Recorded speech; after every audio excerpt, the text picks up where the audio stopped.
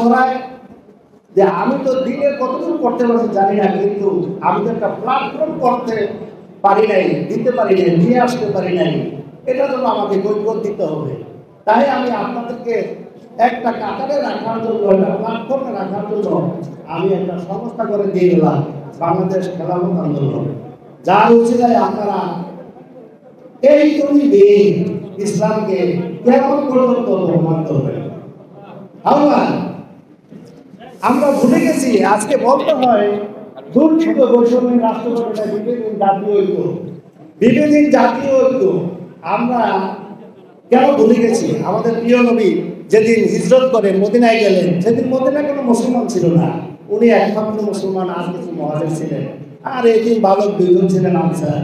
সেইখানে সেই সকল গুপ্তদেরকে নিয়ে একটি সনদ রচনা করলেন। সেই সনদটি ছিল মদিনা সনদ।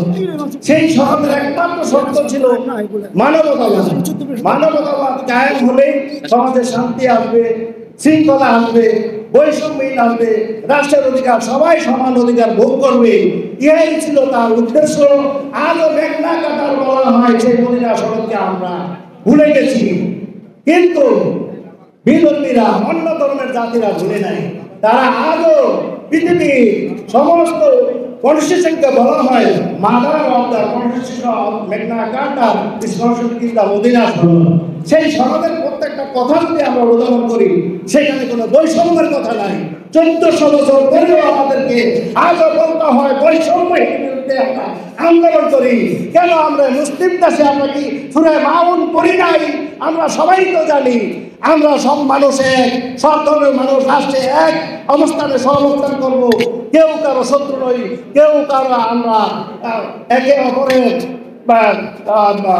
শত্রু নই, সবাই আমরা বন্ধু। ভ্রাতৃত্ব বন্ধনে আমরা এক থাকবো, এক হব। আমরা একে অপরের সুখ দুঃখে আমরা ঝাঁপিয়ে পড়বো। আমরা কেউ কাউকে রক্তপাত ঘটাবো না। আমরা সেখানে আমরা যাইতে পারি না। এই জায়গাটাই আমাদের ব্যর্থতা। যেখানে মানবতাবাদ কায়েমের জন্য হুজুর মদিনা সনদ রচনা করেছিলেন, সেখানে এক নম্বর শর্তই ছিল হিউম্যান রাইটস। নিজে বাঁচো, অপরকে বাঁচতে দাও, live yourself, let others live. আমি সবার দীর্ঘায়ু কামনা করে এবং এই কাফেলাকে দীর্ঘায়ু কামনা করে আমি আমার বক্তব্য শেষ করছি। জয় হোক মেহনতি মানুষের, জয় হোক পৃথিবীর শান্তি।